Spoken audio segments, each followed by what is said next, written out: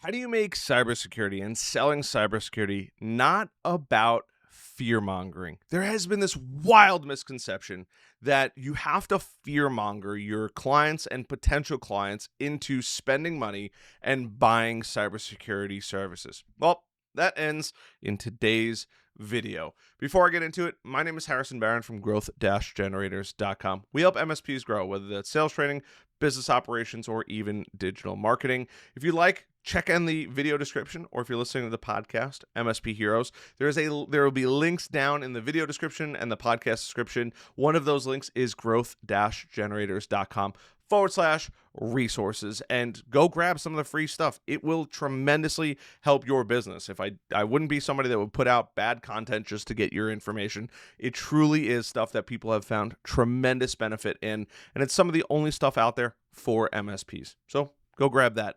So let's talk about how to not fearmonger, because there's a lot of people talking about, well, it's not a matter of if, it's a matter of when. And while a lot of this is true, we don't want to look like Darth Vader trying to take over the business and say, well, you're going to get hacked. It actually puts a really bad kind of feeling in the client's mind when we go in there and we're like, come to the dark side, right? For my Star Wars fans, we don't want to do that because the client feels this pressure, right? They feel like we're trying to force the sale down their throat, and they feel like we're not doing the right thing by them if they don't buy. And the last thing we want is unhappy clients. Unhappy clients leads to turnover, which leads to lower monthly recurring revenue, that beautiful MRR that we all love. So how do we actually go about this, right? We have to understand what fear mongering is in cybersecurity.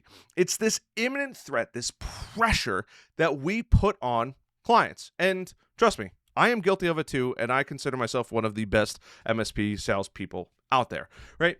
It is tremendously, it not only hurts them, it's this pressure. And we want our clients to feel comfortable with us. We want even new prospects to feel like we are not trying to just take their money. We are, in a way, right? We're trying to run a business, but we also, at the end of the day, don't want them to feel like, oh my God, I'm not buying the cybersecurity. Am I going to be protected? What actually happens, right? And fear-based, right? We don't want to say your business is going to get hacked. It almost feels like as soon as they turn around, we're going to stab them right in the back. And that doesn't work for anybody, including your clients. I can promise you they're not going to like it either.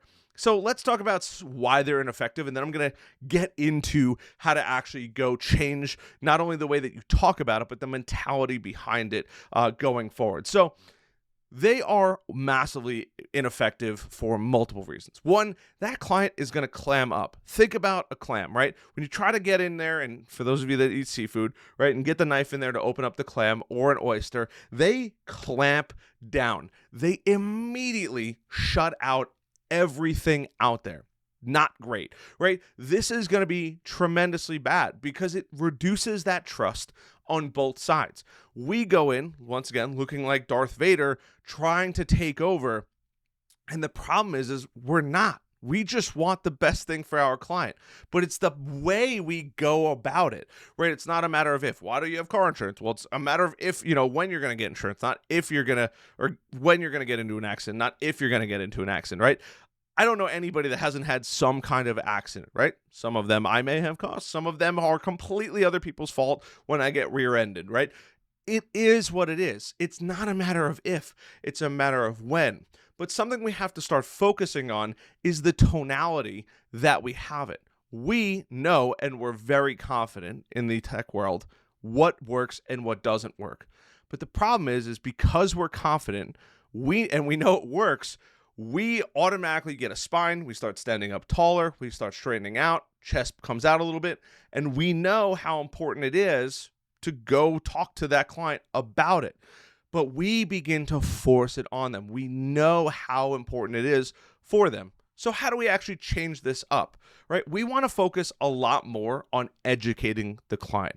We can't just expect them to buy something, right? Just like I can't expect you to hit that like button, subscribe button, and that notification bell. I have to ask you and remind you and educate you why it's important. Hitting that like button, subscribe button, notification bell helps boost my enthusiasm for making videos, but also helps us reach more people and continues to allow us to make more videos. It's the exact same thing when it comes to you educating your clients about cybersecurity. Yes, we all know it's not a matter of if, it's a matter of when. And there's tons. Just in the last 2 weeks, McDonald's, at the time of releasing this video, right in the beginning part of September, 2 weeks ago, McDonald's got hacked. It's not a matter of if, it's a matter of when. But we have to focus on the education part of it, right? And there's a couple different ways that we can do this. We can do data-driven, right? And we can show them statistics and data. Trust me, they are all over. If you go to any of your cybersecurity providers, I guarantee you they have the numbers for you, and just simply steal those. But we want to talk about that education where it's more of a value-based message versus a ram it down your throat type thing, right? We have to educate why it's important for it to have cybersecurity in the business. And what level of cybersecurity you want to have is totally up to you. I'm not recommending software. I'm not recommending anything like that. That is for you to decide for your own business. But it's about the value that it provides, right? And the first part of this is it provides a heck of a lot of peace of mind. Knowing that your clients and being able to deliver that message to them about how your business or their business is going to be safer with appropriate cybersecurity measures. Hey, look, it's not a matter of if, it's a matter of when. And in all honesty, I just don't really want the phone call at 5 o'clock on a Friday saying that Phil or Mike opened up their personal email and clicked on a malicious email. That would be the worst thing for me because I don't want to ruin my weekends. And I'm sure you don't want to ruin your weekend thinking about a cybersecurity hack, right? On top of that, people have this crazy misconception that hackers are only going to go after big businesses. I wish that was the case, but they don't really care. There is a whole bunch of people that like to hack for the sport of hacking. And the last thing you want to do is be ill prepared for when one of their automated attacks just decides to find you and test their luck, right? And you can explain to them how these programs work, how a BitLocker works, how Trojans work, all of this kind of stuff without saying, if you don't buy this software right now, if you don't buy my package, we are done, right? You don't have to do that. You can go through it, right, and realize how my tone has changed. Realize how I'm a little more relaxed, how I'm a little more enthusiastic about talking about this. Because the customer doesn't want to feel attacked. They're going to clam up.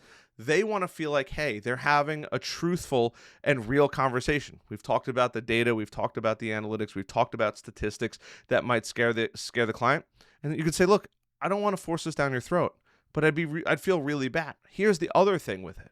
We need to put some basic security measures in place. I don't know if you've ever heard about multi-factor authentication. Trust me, it's the most annoying thing. But having that additional layer of security helps protect you tremendously. Because if somebody's trying to hack into the system, maybe there's going to be a verification. Hey, sign into your phone. Use the Authenticator app. Something of that nature. It's just putting up walls between you and the hackers. This makes it tremendously more difficult for them. Let's say they get through the first wall.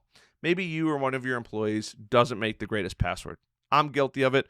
I'm pretty sure most people have had password 1 at some point in their lives. But what happens next? Do you really want them to have access to all of your information? Wouldn't it be better if we put up a second barrier of just having multi-factor authentication just to prevent the little stuff? And then we have some other cool softwares and protocols that we do to set up to make sure that your environment is nearly impenetrable. That's what we're trying to do. It's not that we want to take your money. Yes, these things do cost money, but I'd be terrified to get a phone call, or worse, it's a Saturday and I'm out on the boat enjoying my weekend, just like you should be out on your boat or skydiving or hiking, whatever it is, on your weekend, and you're trying to angrily get a hold of me over something happening. I don't want that, and you don't want that. So why leave it up to chance, right? And this is why we're recommending it. Now, if you say, hey, I don't really want that, I do want to let you know that if something does happen, we do have to bill you at an emergency rate. Typically, once we bill out an emergency rate, usually for our non-customers, because most people are pretty on board with getting on, but for our billing rate, it usually takes 10, 20, 30, 40 hours of work to get your system or companies of your size back up and running, right? And we bill out at about $350 to $500, whatever your number is, per hour. That means on it, you should be expecting a, let's say, $5,000 to $20,000 bill if things go sideways. I don't want to bill you for that. I'd feel bad billing you for that.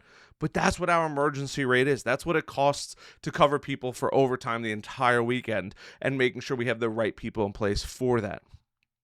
I just want to let you know. And by using that value focused, right? You're not sitting there trying to slam it down their throat. You're actually educating them on what's beneficial, why it's beneficial, the worst case scenario to them. And now you're just handing it over. Hey, if this is something you want to move forward with, we're super excited. We're ready to roll it out. We can get you all squared away and whatever it is this week.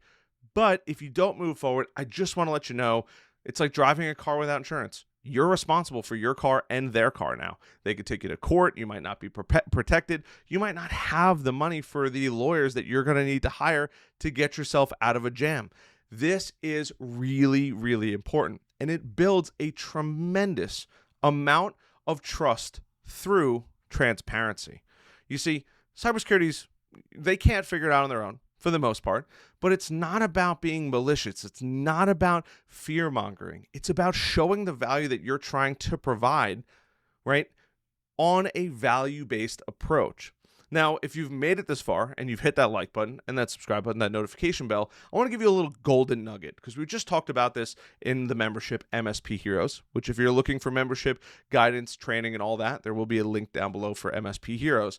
But if you are looking to kind of, hey, I've done the value, I've done all of this, I've followed you, I'm not throwing it down the client's throat, how do I go about it now? There's something called third-party stories. Now, you may or may not have one, but I have one. It's called the $400,000 mistake, and I'll give you the very, very brief cliff notes. Tried to sell a client probably for the better part of 3 or 4 months. I got tired of trying. It was always stonewalled every single time. They weren't moving forward. And it was only like $4,500 or $5,500 a month. I don't remember exactly, but it was just under 50 machines, and they needed support. The employees were begging for it, but management just wasn't having it, and they looked at us as an extra expense. And unfortunately, their problem became my greatest or one of my greatest sales tactics ever. I took the story of them not wanting to buy for the longest time. Sure enough, 3 o'clock on a Friday, my phone rings. Hey, Harrison, I need you at the office right now. We're getting attacked at this moment. Drive over there, start unplugging everything out of their system, right? I'm on the phone with my team I'm the eyes and hands. They're telling me what they need me to do. We're trying to pull everything apart. I'm FaceTiming just to get everything at least off the network to prevent the spread even further. Now, at this time, it had infected the server, several machines, all because an employee got a phishing email. It was, your package has not been delivered. Click this link to reroute your package. Whatever it was something along those lines. And I remember seeing it. And us as tech people, it could not have been more of a, this is the worst phishing email ever, but it worked, right? And the hackers got in, started taking over. So all said and done, we moved forward. We hit them with a tremendous bill for emergency rate, and it was pretty rough. It was tens of thousands of dollars. And then on top of that, not only was it that we had to rebuild the server, they had gotten a backup like 4 months prior. They asked us to just set up backup one time, and they would monitor it months and months and months and months, almost a year prior, right? So now they have this environment. They're all down, and their employees can't work because now they lost data since a month or two before the last backup that was done, the last complete backup. So what do we have to do? We go through, we're doing everything. They're trying to take care of all of the problems on their end. They have customer equipment in the house that they can't do anything with because all their logs are gone. Everything is destroyed. All said and done, fast forward, it turned out to be about a $400,000 problem. They had to pay the better part of about 40 employees that couldn't work for a week straight. They still get paid. They don't take vacation time. It was the company's problem to deal with. They had all of these different problems. It was about $400,000. I use that story going forward to sell over and over and over and over again. And I had to use that story to portray how important. And it wasn't a threat. My goal is not to threaten people. I want to do low pressure sales. I want to make sure people feel really good. And we had an incredibly high client retention and sign up rate. But it was because I could share these stories.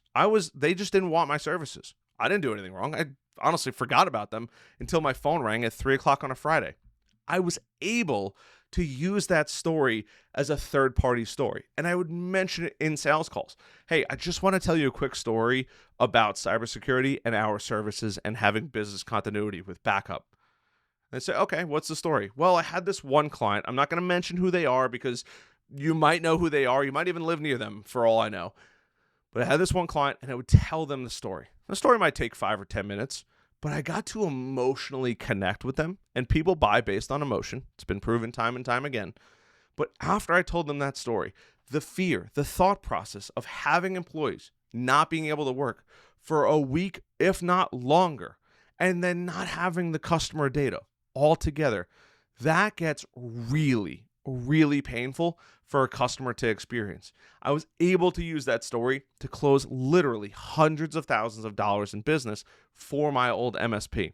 That story I still tell to this day because I want you to use that story. Hopefully, you go check out that video. I will leave that video down below. But if you have a story that's similar, where you saved a non-client, or hey, maybe you even saved a client, share that story with your future prospects or your current clients that you're trying to sell cybersecurity to. Go low pressure. We're not trying to force. We're the nerds. We are the tech people. We are the last people that should be doing hard sales. We just want to care more about our clients and our prospects than anybody else and do the right thing for them. And when you go into it with that mentality, the world is your oyster. So I hope you guys enjoyed this video. I'll see you guys in tomorrow's video. I have a huge lineup of videos this week, so you're not going to want to miss out. Like, subscribe, notify, and I will see you guys on the next one. Love you guys. Bye.